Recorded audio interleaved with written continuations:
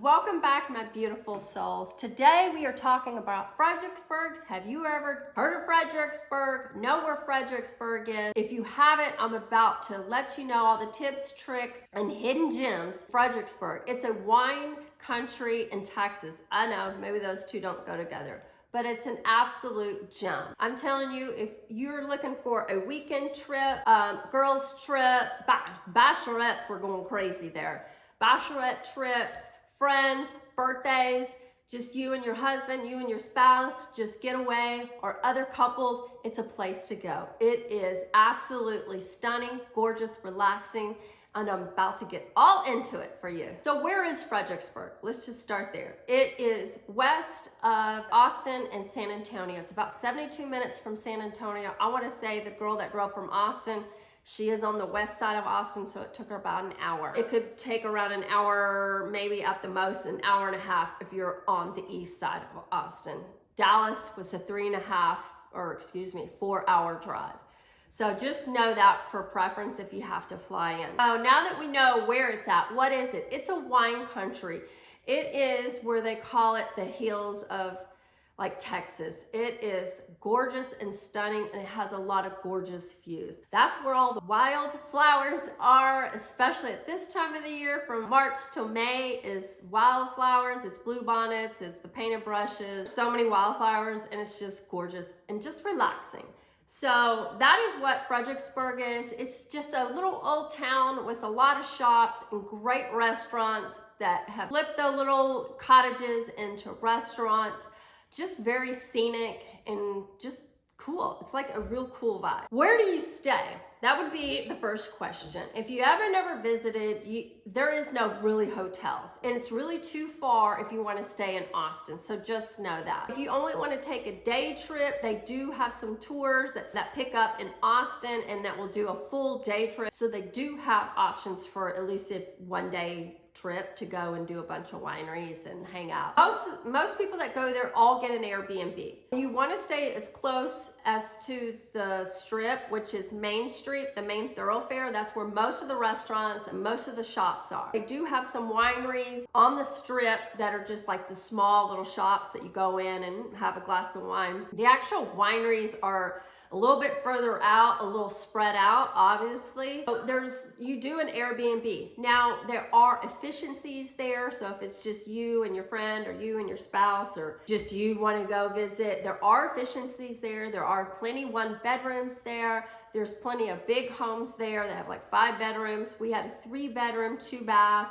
I think it was around 1,600 square feet. It was about a drive would be less than 5 minutes to the main thoroughfare. I think it was like a 3-minute drive, and that was awesome. It's always nice. I think it's like a 10-minute walk if you walked it, and I don't really suggest that, but you can. So just to let you know, there's not a lot of hotels. There is a minimum of 2 nights at most of the Airbnbs. So our Airbnb was super cute. We knew we wanted a hot tub, a fire pit, all that kind of stuff. We knew we needed 2 bathrooms. And there were 6 of us. So 5 of us came from Dallas, and then 1 of the girls came from Austin, which was perfect. So you'll want to hit up a grocery store there. So we got like water bottles, some snacks. Our Airbnb had coffee and stuff there for us. So that was already nice. All your coffee mate and stuff. So she picked all that up. She got there early, but yeah, you're gonna wanna stop and get some water bottles. There's grocery stores and there's plenty of that around, so you can stop when you get there and just pick up some snacks and stuff, because believe me, you're gonna want them when you come back. Let's talk about times, like as far as them closing. A lot of the wineries close between 5 and 6, and restaurants do not stay open very late there, just FYI. Some of them, I know one of them, I'll get into the restaurants where we went, it stayed open until 10, but some of them really only stay up until 9 or like 8. So just be careful of that. Moving on from where to stay, car service. How do you get around to go to all these wineries? This time we did a private car service, which I highly recommend. It was so nice. It was super nice. Because the driver stayed with you. So you went to the winery and you wanted to stay there longer, he's there. You can leave your stuff in there, and then when you're ready, you just text him. He pulls up to the front and picks you up. Now you can make as many stops as you want. You can go to lunch. He can take you downtown and drop you off, or wherever you want to go. It was only an hourly rate. It was a flat hourly rate plus a tip, which I didn't think was bad at all. Now I've done the wine tours where you get on the little bus and it's got like 3 other little parties with you. Might hold like 15 or 20 at the most. There's some supersized buses. They usually will have either a winery schedule already set, and part of your fee will be the flights. They will already pay for all of those. So basically you just walk in and have your flight. Now anything extra that you buy, like food, glasses of wine, or any merchandise, that's on you. One thing I did not like about it, I felt like we couldn't enjoy the wineries as much. Like it was just like go, go, go. We got there, got off, we had to hurry up, and they were like, they're on a schedule. That is, I think, worth the money to me, because some of these places, they're absolutely gorgeous, and you just kind of want to sit outside and enjoy it, or maybe get your flight and figure out if you want a glass of wine and just have one glass. It was a little too go, go, go-ish for me. You can also drive. Now, some of these are kind of further out, so if you're only gonna do 1 or 2, that's probably not gonna be that big of a deal, but if you're gonna wanna go to like 5 or 4 or 6, you really probably need to do a wine tour, a bus, a private driver, or something like that. They used to have these hop-ons and hop-off. I didn't do that. One of the girls used to do that. Now, it was only certain wineries that did it. Like you could just walk out and there's like these buses that kind of like a trolley system, and it would take you to the next one that was close by. So there's several options of how to get around there if you want to do a wine tour. I will say, if you're flying in, you are definitely going to want to get a rental car. There's lots of places outside of just the main strip, and if you even the wineries, there's more. Lukenbach, Texas is really cool. There's a lot of cool areas just on the outskirts of like a 15 to 20 minute drive. That is just really cool. There's a lot of outdoor things to do there, walking trails. There's just lots of cool nature things out there. It's just gorgeous and stunning. Okay, let's talk about the high seasons, the seasons that a lot of people go. I've been several times. I think there was only one girl that hasn't been ever, and then the rest of us have all been several times. March through May is their high time season because of the flowers. The wildflowers are in complete bloom. Then the more it rains, obviously the season can go a little bit longer, but I would say March through May is their high season. It's very busy, and you're gonna want to get reservations to some of these wineries that you really wanna go to, because it will get packed up fast and you might not be able to get in. June and July are really big too. They have a huge 4th of July party down there, antique shows down there, and really a slow time is January and February, and then August and September. August and September is because a lot of people's kids are going back to school, so that's usually a slow time. So if that's one of the times that you want to go, there you go, where you don't have to deal with a ton of crowds. From October through the end of the year, it's super busy. They have the Oktoberfest. They have a big, huge Christmas thing with a parade. It's huge there. They've got a lot of events. I will put the website that has a lot of information in the description box, so you can kind of look around. It gives you things that are upcoming, all the events and the concerts and all that. Some of the wineries, not all of them are listed on there. Not all the Airbnbs are listed on there, but it's a great starting point to kind of look around. What to wear? A lot of people wear jeans, a lot of dresses, a lot of sundresses, a lot of linen dresses. I would say jean jackets are huge because it is still a little cool and you want to kind of layer, so jean jackets. I wouldn't say it's a super dressy place by any means. Cut off shorts, like jean shorts, a lot of boots, a lot of turquoise, like kind of Western inspired looks. A lot of dresses. I would say primary dresses and skirts, a lot of short, like a linen type short with tops, jean jackets. I would say it like that. Most of us wore like white jeans. Like I saw so many people in white jeans, it was like overload. A couple wore long dresses, linen shirt.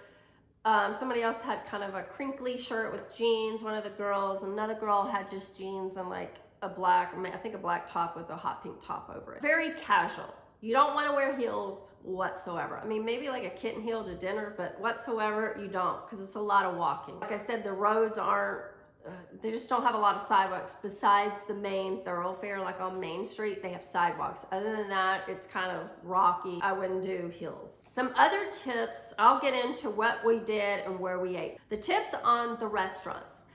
Okay, so if you go during the any of the high seasons, it's going to be crowded. Most of these restaurants are very small, and they're in like little cottages that they made into a restaurant, and they got like a bar outside, you know, like a patio outside. So we booked one of our dinners at Jack's Chop House, which I highly recommend. It's very expensive, but it's so delicious, everything.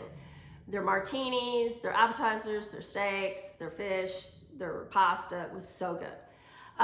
They required a reservation. Now it says on the website they don't require it, but I'm gonna tell you one of the places that we didn't do reservations on Saturdays, and I'll tell you why we didn't do that.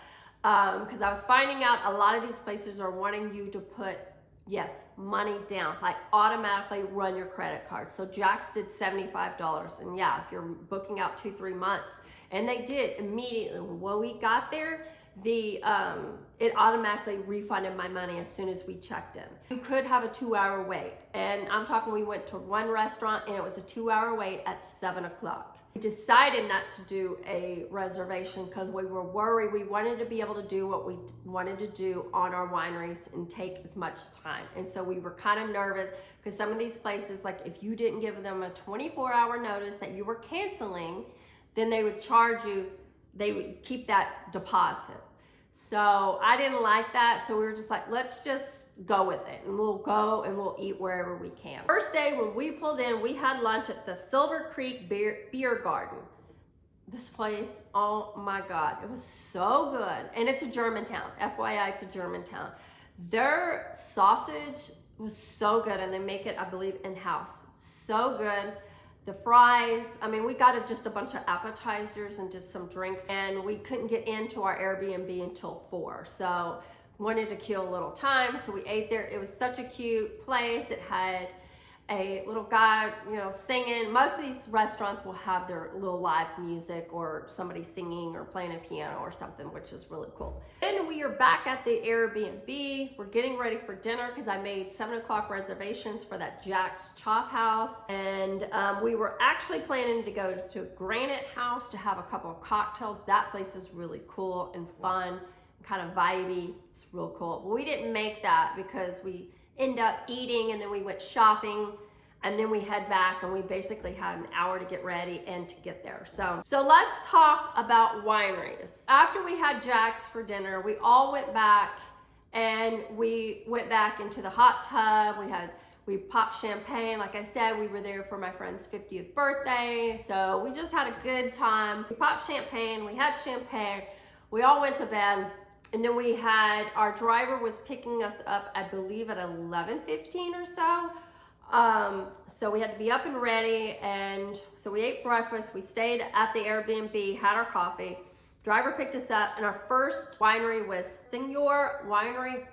This place was stunning, like stunning. And I've got a bunch of video and pictures that we took there. This was our first spot. It was so pretty. It was all white and black, and it was like the wisteria and all the blue bonnets, and the flowers were just gorgeous. They had large oak trees, mesquite trees there. Had a flight there, and on that we had to make reservations, and she had to prepay reservations for the Signor. So they charged the credit card for that amount, and then they end up refunding us on that. Some of these wineries will charge you up front to reserve a seat or a table only, or per flight. It is to be expected. I think because some people just don't make them, and they just want you to make sure that you're there. There's certain places that you want to make sure, because on the high seasons, you might not get a seat. You might get a seat at a picnic table somewhere else there, and they'll turn you away if you don't have it, or if they feel like they're full, because they do get full later in the afternoon. I would say after 1, they really get full. So you can go in the mornings if you're not gonna have a reservations, I would say. We spent, I don't know, I wanna say an hour and a half, 2 hours there. It was gorgeous, just walking around. They had a little merchandise place. They made homemade kind of like foods that you can do on the go, like sandwiches and stuff, but it was just absolutely stunning. Then our driver picked us up and we went to Rhinory Wineries. Yeah, that's a mouthful. So it has rhinos and it was really cool. It's a really small place.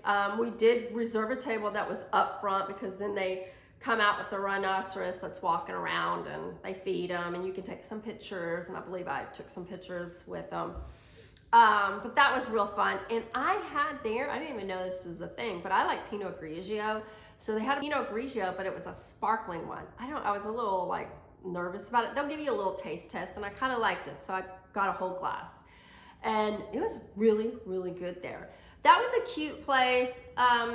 Would I go back to that place? No, I kind of been there and done that. I did like that sparkling Pinot Grigio. But that was a really cool place to at least go once and experience that. And then our next place was Chris Williams. That was really good. That was a beautiful place. We stayed probably the longest there. Now, some of these wineries say they have food, so we had planned to just eat lunch probably at this Chris Williams place. All they had was to go, like pre-made sandwiches stuff. They were still good, don't get me wrong, but we thought we were gonna get like a bigger meal. So just make sure when you're on the websites to kind of look around to see what kind of food, because a lot of times they will list out the food or if they have a real kitchen.